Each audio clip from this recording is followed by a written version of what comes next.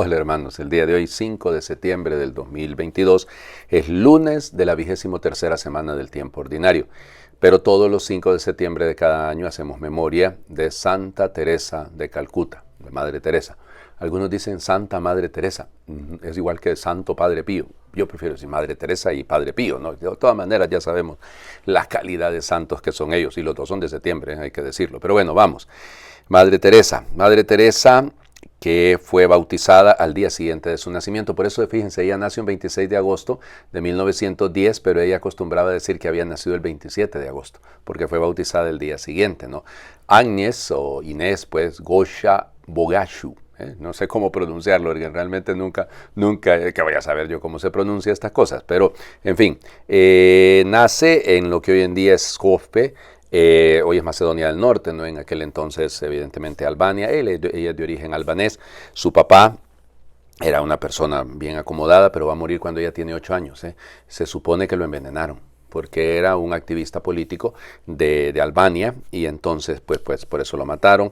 La mamá entonces de ahí en adelante decidió educarlas a ella, la menor, en el camino de la vida católica netamente. Fíjense que hizo la primera comunión muy pequeñita, a los 6 años, a los 7 años, y la confirmación al año siguiente, o sea que realmente muy, muy rápido. A los 18 años ella ya había decidido lo que iba a hacer, iba a ser religiosa. Entra con la congregación de las hermanas de Loreto, se les conoce normalmente a ellas, aunque realmente su nombre es un poquito más complicado, si lo quieren, porque son las hermanas de la Bienaventurada Virgen María de Loreto, se le llama así, de Loreto. Fue a Irlanda en 1928, supuestamente a estudiar inglés, pero luego ya ahí de una sola vez la mandaron. Fíjense, era buena música, tenía una excelente voz, sabía dirigir el coro, era una persona increíblemente inteligente. Uno la mira toda encorvadita, la miraba toda encorvadita y toda tal. Olvídense, fue profesora de geografía, de historia, o sea, vamos. Entonces es enviada a la India en 1928, allá pues, de hecho llega hasta 1929, ¿no? Los viajes en aquel entonces, ya saben ustedes, en su mayoría eran por barco.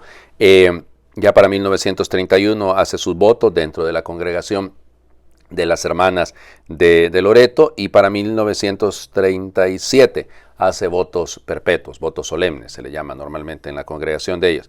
Y bueno, y entonces llega a ser incluso directora del colegio de Santa Ana, pero ella miraba a la gente pobre en Calcuta, miraba a la gente, entonces eso le golpeaba el alma a ella. Entonces ella tuvo un llamado dentro del llamado, así lo llama ella, así lo describía ella. Dentro de mi llamada vocacional recibí otro llamado, y entonces decide abandonar la congregación, y ya entonces para 1946 prácticamente, entonces ya ella ya empieza a dedicarse netamente a esto. Se va a uno de los barrios más pobres pues de la zona de Calcuta, y entonces ya para 1946 sí, es la llamada dentro de la llamada, y ya para 1948 de hecho empieza ya a tener un lugar, le destinan un espacio ahí para que ella pueda atender sobre todo a los más pobres. Nace una casa para las personas que puedan morir de manera digna, y así va, ¿no? Poco a poco va juntando. Creo que empezaron alrededor de 13 jóvenes que se asociaron con ella.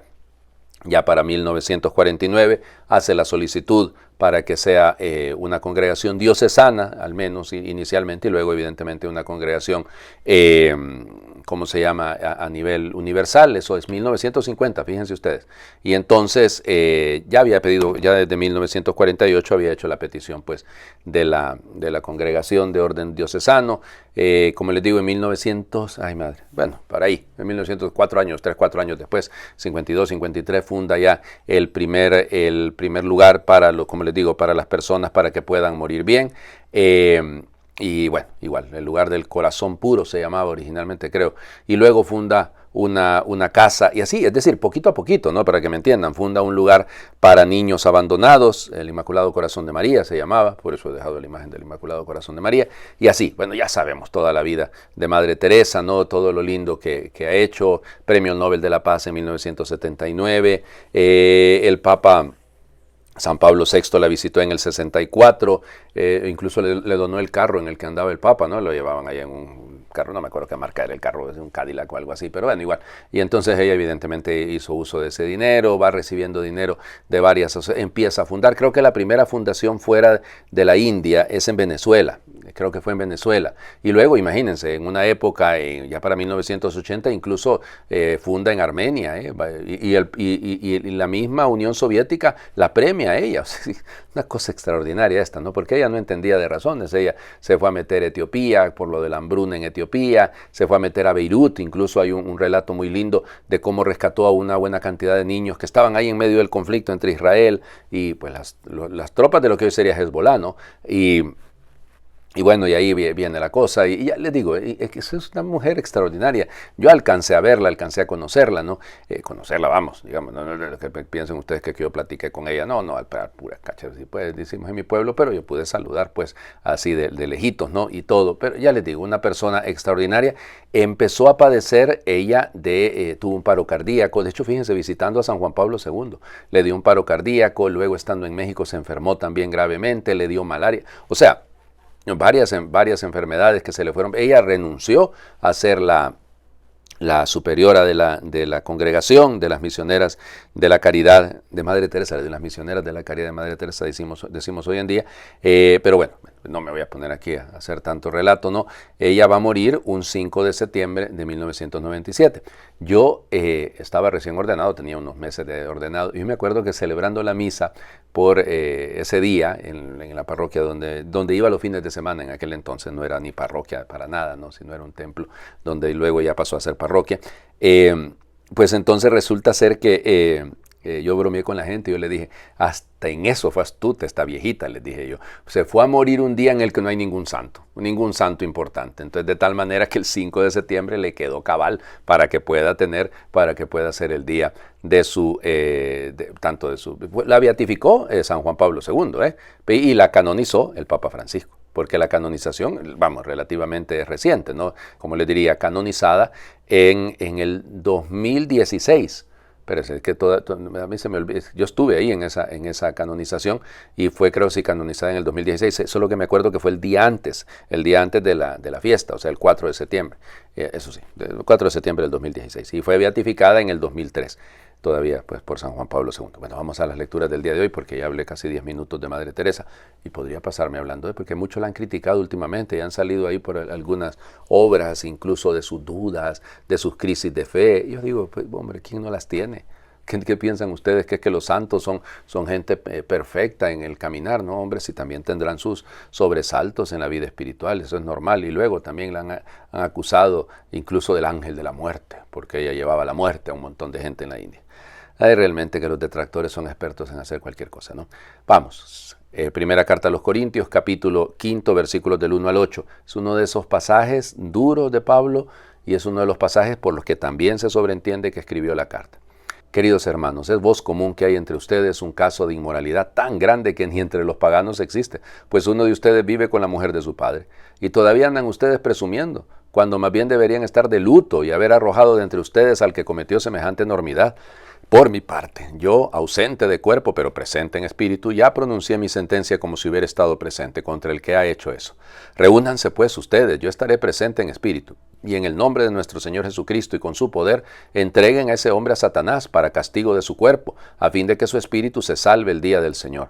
Así que no está bien que anden presumiendo. ¿No saben que un poco de levadura hace fermentar toda la masa? Tiren la antigua levadura para que sean una masa nueva, ya que son pan sin levadura, pues Cristo, nuestro Cordero Pascual, ha sido inmolado.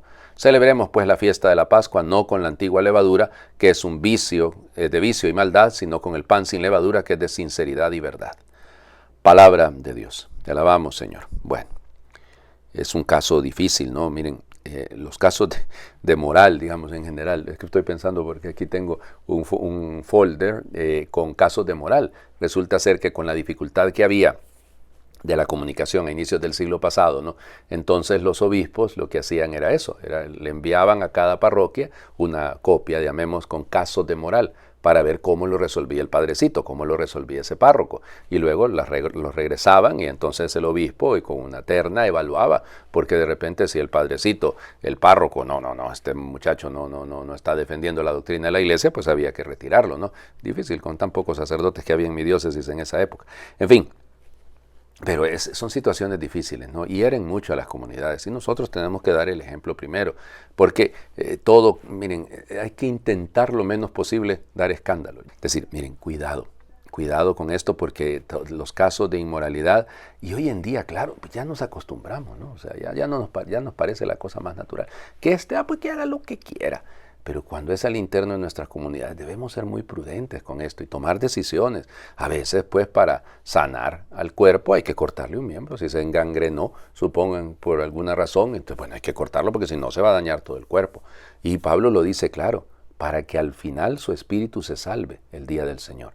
O sea, no es rigurosidad, no es una excomunión, porque se trata de una excomunión, por razones sencillamente duras, hacer algo terrible, no, sino por hacerle un bien también a esta persona, por ayudarle. Bueno, vamos.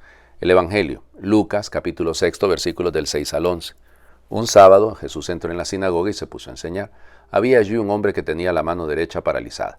Los escribas y fariseos estaban acechando a Jesús para ver si curaba en sábado y tener así de qué acusarlo.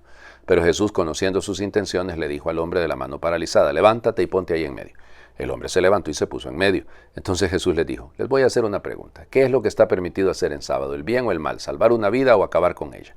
Y después de recorrer con la vista a todos los presentes, les dijo al hombre, extiende la mano. Él extendió y quedó curado.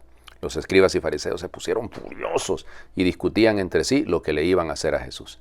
Palabra del Señor. Gloria a ti, Señor Jesús. Bueno, Dios mío. ¿Qué es correcto hacer? ¿El bien o el mal? Miren, esa mirada del Señor Jesús recorriendo a toda la asamblea. Ay, Madre del Señor Jesús. Yo le bajo la mirada. Se los digo, yo por mi pecado, que le va a estar sosteniendo la mirada con soberbia al Señor. No, hombre, si Él conoce lo que hay por eso lo dice, ¿no? Conociendo sus intenciones. Literalmente en el griego lo que dice es conociendo lo que había en su interior. Y sin nadie mejor que el Señor que conoce lo que hay en mi interior y en el interior de ustedes. Y muchas veces es que en nuestro fanatismo, en nuestra incapacidad de ver ojos bonitos en cara ajena, entonces inmediatamente empezamos a cuestionar y a criticar y a señalar, ¿verdad? Cuidado, no, esos fariseísmos modernos son de lo más dañino que puede haber. ¿Quién soy yo para andar juzgando? ¿Quién soy yo si no tengo todos los elementos? Cuidado, estamos llamados a hacer el bien, no a, como le diría, entrar en contubernio con el mal, no a negociar con el mal, actuar firmemente haciendo siempre el bien. Les invito a hacer oración. Señor, sabemos que la envidia perjudica a todos, al que es envidiado y al que envidia, pero a veces nos cuesta mucho evitarla. Envidiamos un puesto de trabajo, un coche, una casa, un buen marido, una buena mujer, el carisma, el físico, la inteligencia, la fama. Nos parece que si no poseemos lo que envidiamos, no podemos triunfar ni ser felices del todo. Haznos comprender los peligros de la envidia. De la envidia nacen el odio y la calumnia, la alegría causada por el mal del prójimo y la tristeza causada por su prosperidad. La envidia nos arma unos contra otros y debilita desde dentro a las familias, y a las comunidades y a toda la sociedad. Danos luz y fuerza para superar la envidia, para valorar nuestras posibilidades y capacidades, para agradecer las personas que nos quieren, los pequeños logros que alcanzamos en la vida, las montañas y los ríos, los animales y las plantas, las cosas que nos hacen más agradable la vida. Danos luz y fuerza para superar la envidia, para ver en en cada persona a un hermano, para no considerarlas competidoras ni enemigas, para admirar, alegrarme y dar gracias de corazón con los talentos y los éxitos de los demás, para saber pedir con humildad lo que necesito y compartir con generosidad lo que tengo. Amén. El Señor esté con ustedes y les bendiga Dios por intercesión de Santa Teresa de Calcuta, el que es Padre, Hijo y Espíritu Santo, y su bendición descienda, les acompañe siempre. Muy feliz lunes para todos.